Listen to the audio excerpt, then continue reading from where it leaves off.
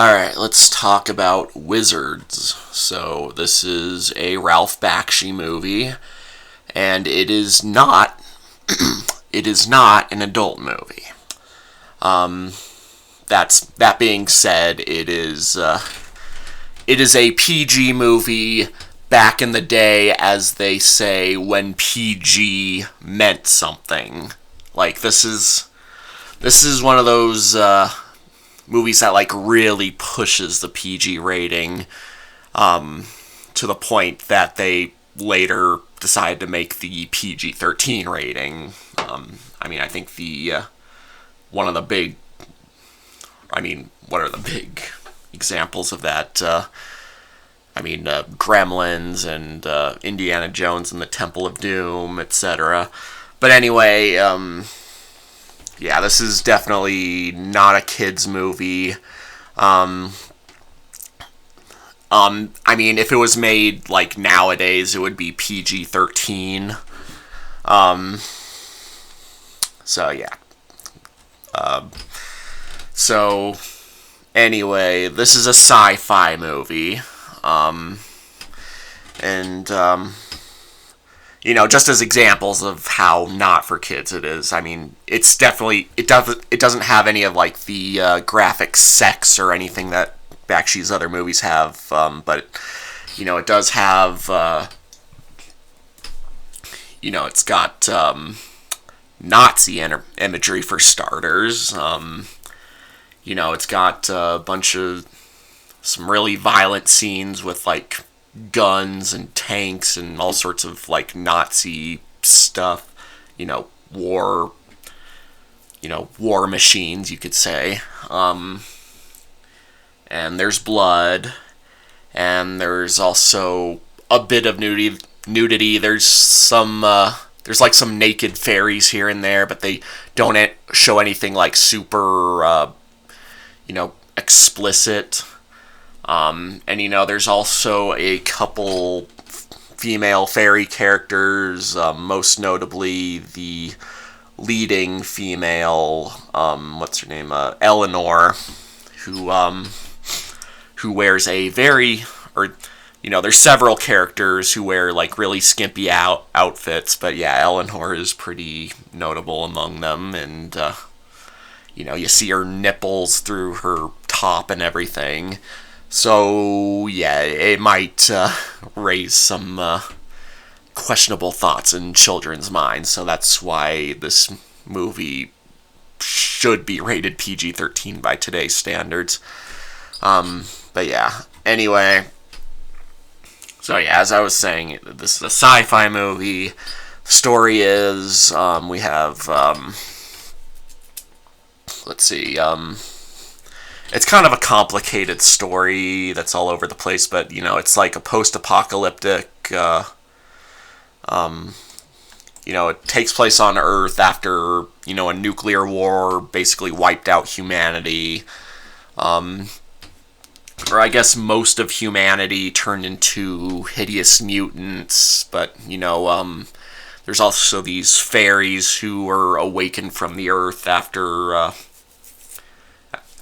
that, and we kind of, let me see, this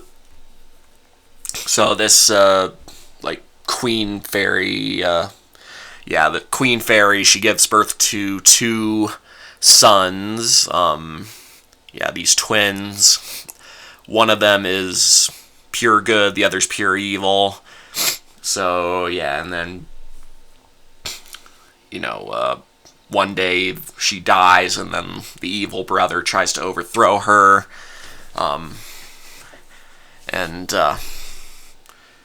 So yeah, the good brother's name is Avatar. So, and insert James Cameron / Last Airbender reference here.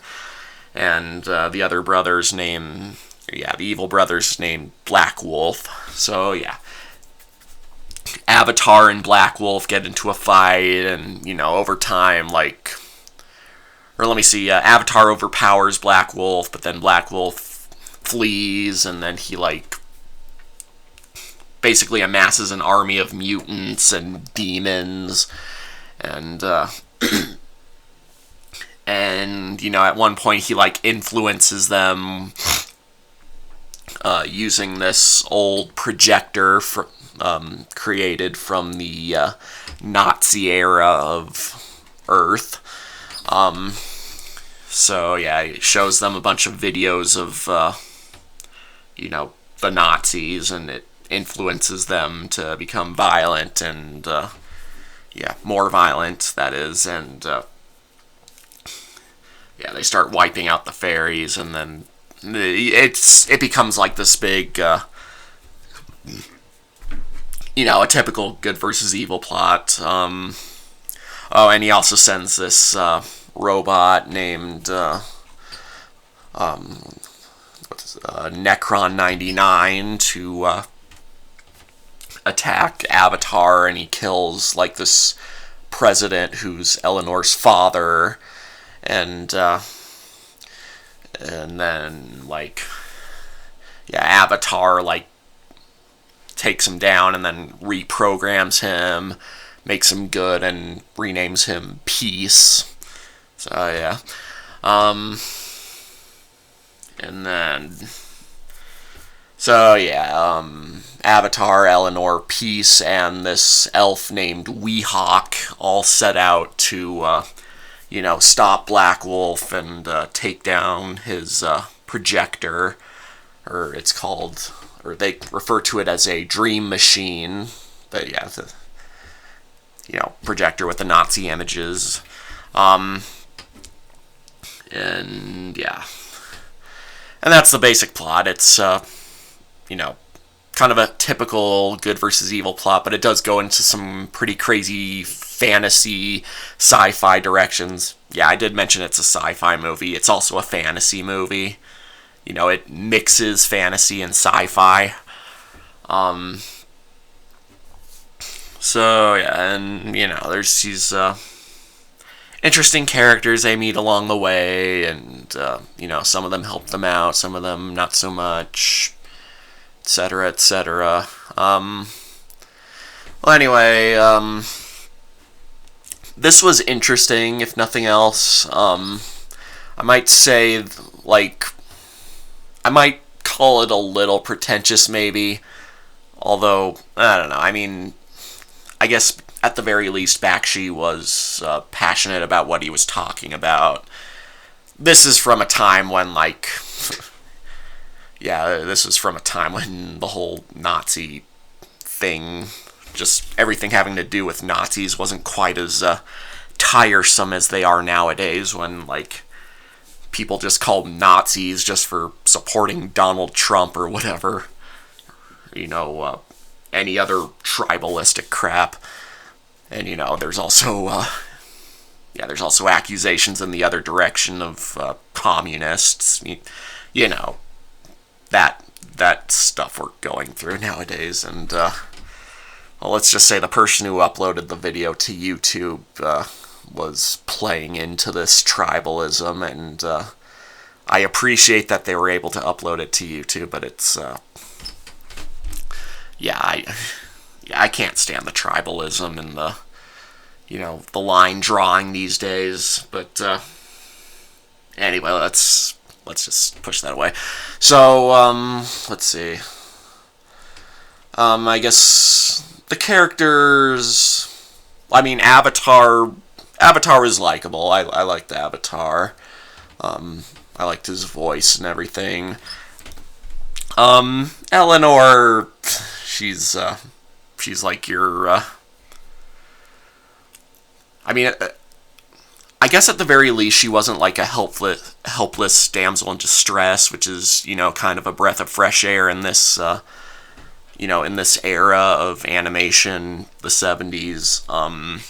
So that's something, she also has some elements that might not sit well with, certain feminists nowadays.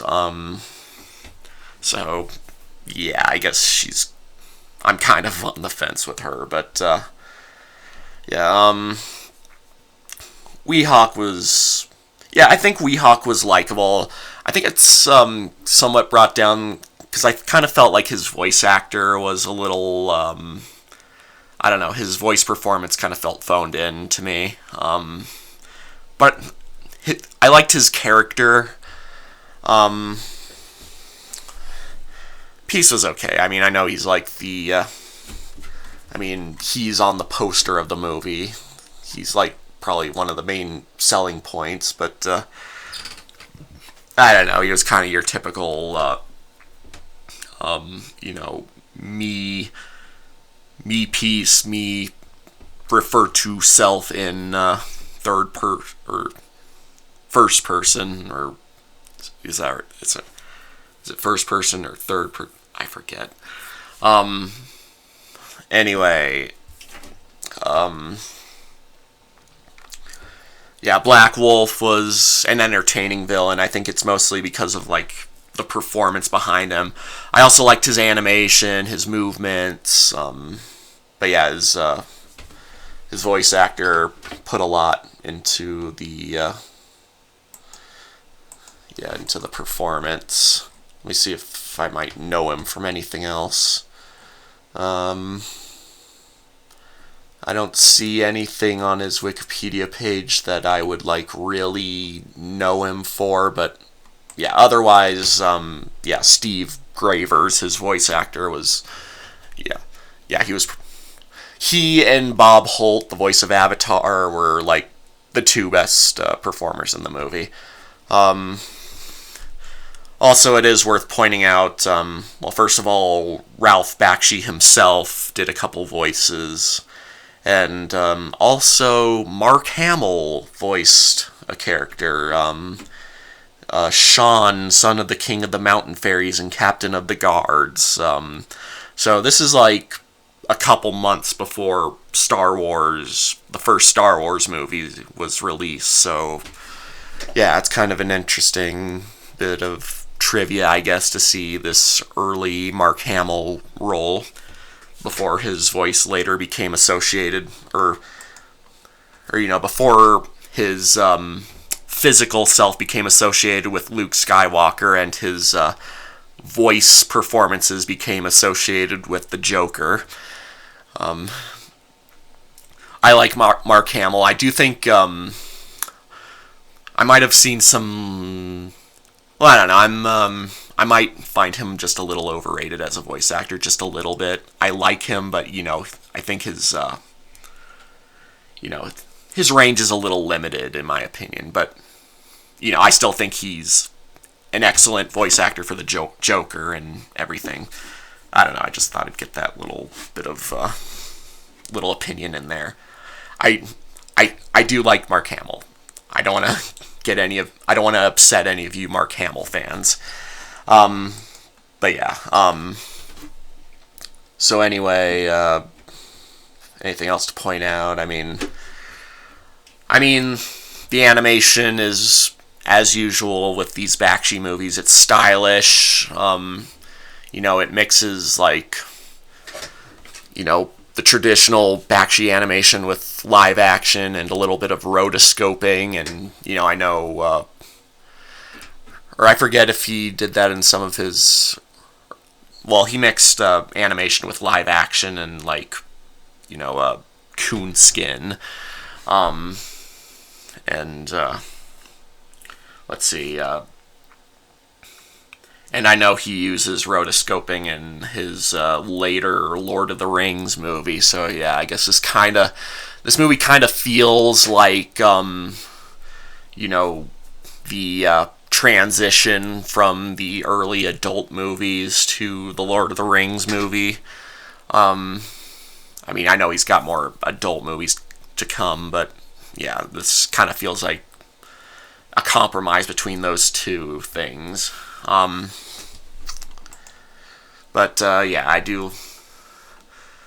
I do appreciate the animation that went into it. There are some moments that do feel like they're like ripped straight out of one of his other adult movies, like something out of like Fritz the Cat or something, like mainly the conversations between like some of the bad guys.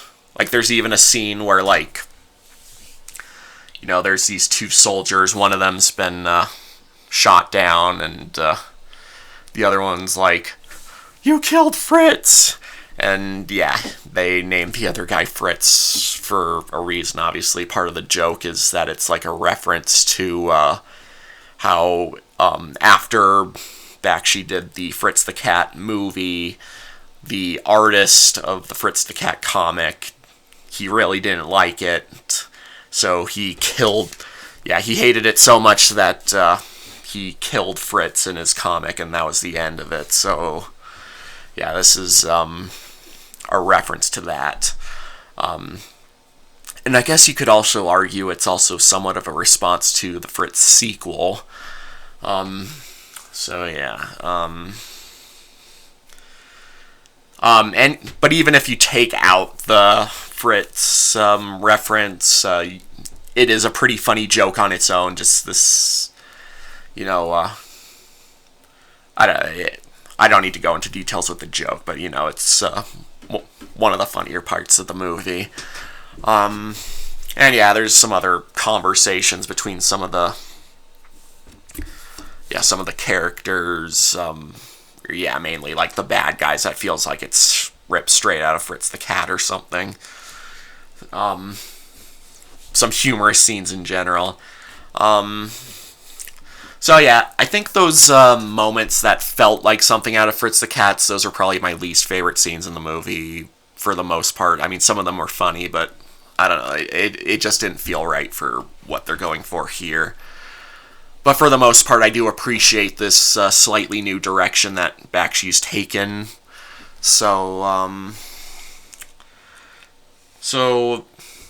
And yeah, I did say earlier that the movie felt kind of pretentious, but again, I wasn't alive back in the 70s. If I saw it then, maybe it would feel a lot less pretentious, because, we're living in an era nowadays when, everywhere we go, people are throwing around the word Nazi, Nazi, Nazi, and this video is going to get flagged because I keep saying the N-word, but, or not that N-word, the other one, but anyway,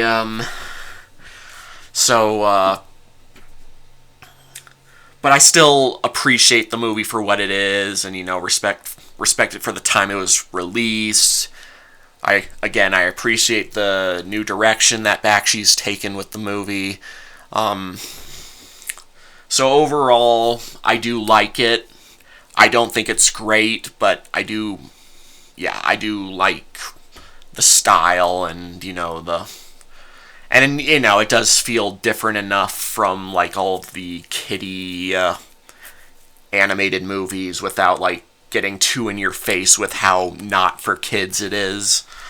So, yeah, I do gotta respect it for that. So, yeah. Anyway, I can't think of anything else to say for the time being, but if there is anything else I feel I need to add, I'll put it in the comments. So yeah, for now, I'll go ahead and give this movie a 7 out of 10. And if you're a fan of Ralph Bakshi and you happen to have not seen this movie yet, and you want to see something a little different from your usual kiddie fare with animation, and you're a fan of fantasy and or sci-fi, then yeah, I'd say definitely give this movie a watch. And yep, I guess I'll leave it at that for now. Mash it and smash it, signing off.